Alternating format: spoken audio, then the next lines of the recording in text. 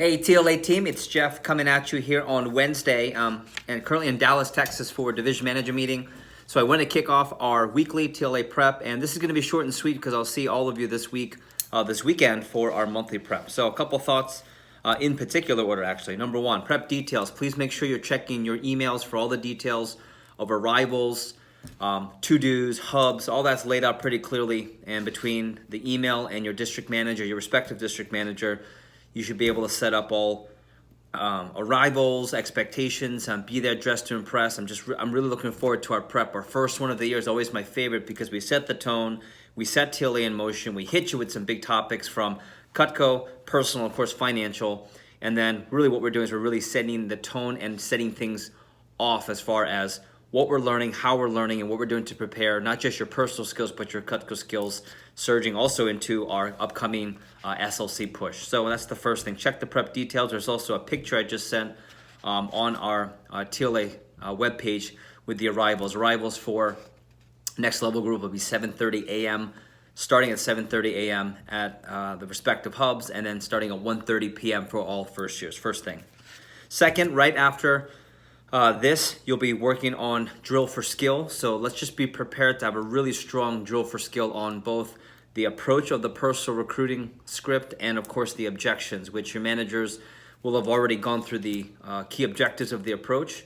Today should be, the majority of your prep should be spent practicing role playing and then doing a mock drill for skill so you can practice what it's going to be like when I personally will randomly call 3, 5, 7 people up to the front and drill for a live matrix score, and then everyone from there will break off into groups and will also drill live for a score. Every person will get evaluated, every person will get scored on their ability to do personal recruiting approach and objections. So make sure you're prepared and have a great score, 1 to 5. For sure, don't get a 1, 2, or 3. Don't get a 1 or 2. 3 would be considered average at best, and then 4 and 5 is where you want to be shooting for, okay? So make sure you talk to your managers about that. You'll be practicing that after this video. And then number 3, all the assignments, they're all listed on the email. The fourth thing I want to talk about is the book review. I'm so excited to be diving back in. For me, this is probably my 10th or 5th, maybe 10 to 15th time reading Four Agreements by Mr. Don Miguel Ruiz. And what I love most about the book, and I put this at our keynote during COC, is that the Four Agreements really is a great tool to help you master personal happiness and navigating through challenges, but overall just how to view things in a way they're going to cause you to have a better life, be happier, and be the best version of yourself, as is the theme with all of our TLA.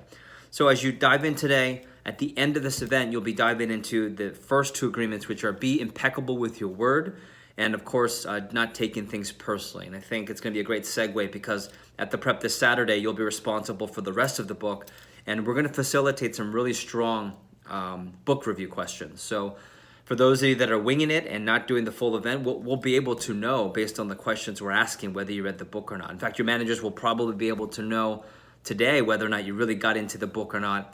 But even if you get past them, for sure, I'm going to be testing, and it's going to be part of the matrix score and the intangibles of preparedness for assignments and follow through on assignments, true professionalism. So not only is it an assignment and required, but man, getting into these books and really diving in and absorbing the material is going to be great information, again, to create the best version of you. So that's the fourth thing.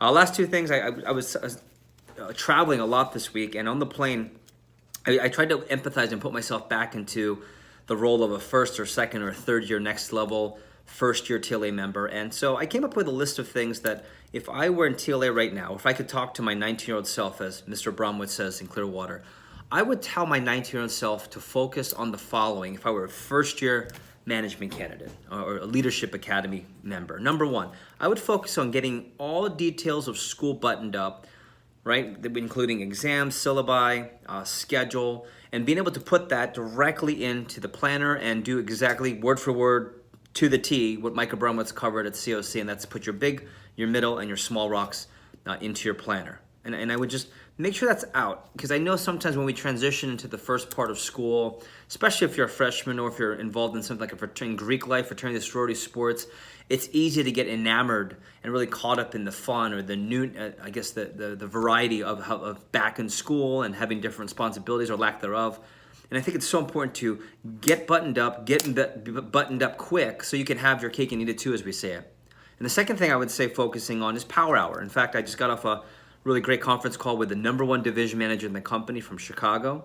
And he talked about how to this day he still does his version of Power Hour. Now he does 2 to 3 hours a week, and I do something similar. But as your organization, your responsibilities grow, well, that's also going to cause you to have to deal with all that and have more time to plan. So Power Hour is going to be super important that you put that in your schedule. And I said this on 3 or 4 of my laser calls this past week. Sometimes when you're new to a situation, not just one, but sometimes having 2, and in many cases, a 3rd Power Hour throughout the week, just to touch base so that until you get your groove going on, Power Hour might take multiple hours, and then eventually you can get to a set hour for the week, okay? So just another thought. 3rd thing I wrote down is just getting your personal life in order, okay? And for some of us, it's getting your fun out of the way so that you can just process and get down to work. Or in some cases, it's mapping out your personal schedule with working out, with fraternity, sorority, with sports, with personal activities and travel. And I think now that we're 2, in some cases 3 weeks back in the school, I think there's really no excuse for us to be caught up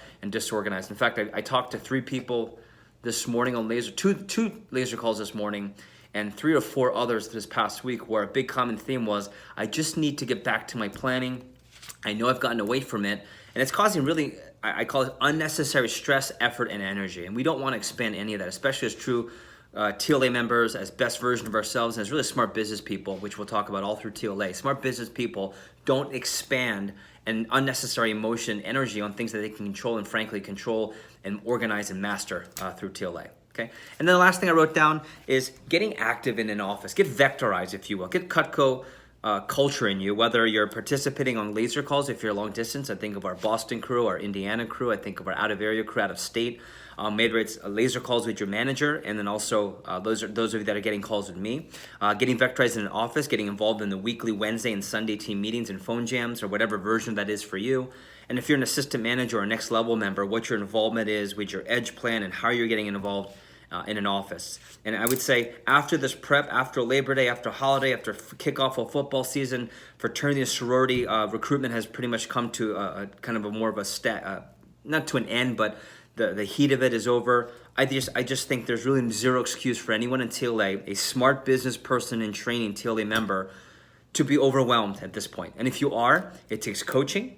If you are, it takes circle of influence. If you are, it takes journaling. And what's great about the first prep is that a good portion of what we're going to cover this Saturday is helping you to navigate through some of those emotions. And that's the last 2 things I'll end with here before I kick off what's going to be a fun scenario session of what we call fishbowl scenarios, a drill for skill and role play session, of course, the 4 Agreements book review for the first half. And that's as you navigate through all of these issues. Think about 1 to 10. 10 being the highest, most committed you've ever been to TLA at some point in the summer, probably at SC2 or at a conference or when you got into TLA.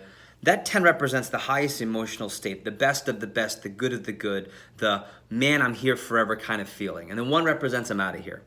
And one of the things I want to share that I actually wrote down here is it's okay to not be at a 9 or 10 all the time, right? It's okay to not be a 9 or 10 at it all the time. In fact, many times we operate at 8, 7, and sometimes even a 6 when things are stressful or things are busy or things that are not Cutco are elevating in its priority. But what's not okay is to take something that's worth a 9 or 10 at some point in our life and give it a 1, 2, or 3 commitment.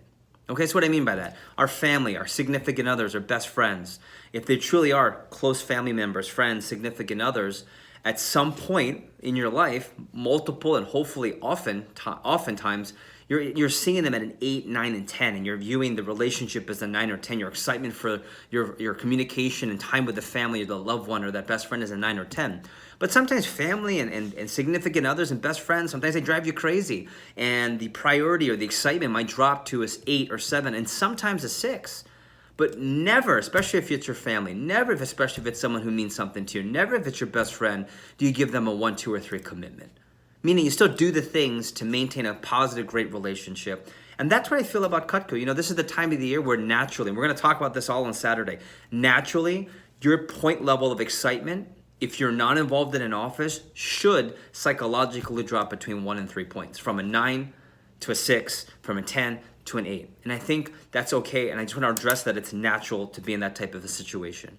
What's natural, what's not natural, it's not positive, it's not acceptable, is taking a lower commitment approach, okay? And that can be a great discussion for you to have here in the next 10 minutes, 15 minutes after this video. What does that mean? What was my level? Perhaps you could write this down and talk about it as a group. Write down, what was your level of excitement highest? When was it highest? What was the number and what event and why? And then, what is it now? And why would you identify that number to be the same, higher, or lower? And then talk about that. And then talk about what's the commitment to the process you've been matching up with. For those of you that have a letter of intent in, I want to recognize several of you. In fact, Stephen DeFala, who I'll recognize officially on WhatsApp, just submitted not his branch, but his district manager opportunity letter of intent. So exciting. Well, when someone like that and all the other 15, 20 people with letters of intent so far have made that commitment, well, that commitment's going to follow with better actions, and the feelings are always going to be higher towards an 8, 9, or 10. But what I'm saying is, until you've made that actual commitment, right? Until you made a commitment like that strong, I think it's really important to maintain the importance of TLA, the importance of this process. And I guess what I'm trying to say also in a more business, non-temperamental, non-emotional way is that there's no reason for anyone to be quitting right now. There's no reason for anyone to say, I can't do this. There's no reason for people to say, I got in over my head, because frankly, you haven't done anything yet. And frankly, it would be the worst, probably not life, but business and skill set, and I would say critical time decision you can make. High emotion, making low decisions, which never makes sense. And that's, again, something you can talk about here in the discussion after this video. Last thing I'll say, really interesting as football season gets started. I can tell I'm getting really excited for sports and for the football season, NFL and college. And one particular team that stands out I was reading about and watching on ESPN is the University of Notre Dame Fighting Irish. And their coach is Chip Kelly. They just had a really big game and big win over Michigan to start the season, big preseason ranked opponent. And Chip Kelly has this really cool, unique philosophy that I think ties into what we're doing here, and I'll end the video. What he likes to do, he likes to create chaos. He likes to create uncomfortable situations. So during game situations, the players are comfortable. So for example, they'll hike the ball and have a goal line stance play, which is where the ball is right on the goal line, and they're going to practice a play to put the ball in the end zone and score points. Well, what they'll do is right before they hike the ball, he'll say, give me the football, throw in a soccer ball, and say, play with the soccer ball, run the same play, which is out of the ordinary, which is uncomfortable, which is the wrong sport and wrong ball. But to think on your feet and to be thrown into uncomfortable situations causes them to be able to adapt, to be calm during high stress circumstances, and to operate with certainty in skill set and in training. And by the way, that's exactly what TLA is about. Right now, anything uncomfortable is good. Anything uncomfortable is a gift. Anything uncomfortable right now means you're growing. And those of you that work out know the exact feeling. So I encourage you to get uncomfortable. I encourage you to feel things that are not normal to you with the schedule. I encourage you to feel out of the ordinary, because my friends, that's all part of becoming a 5-star recruit, is creating atmospheres that are uncomfortable for you to grow through and become bigger, badder, stronger after, okay? So those are my thoughts for the week. We will be taping this a la Patricia Amador and Cristina Fernandez in San Juan. They're going to tape this for those of you that are not watching this live, be able to send this out later.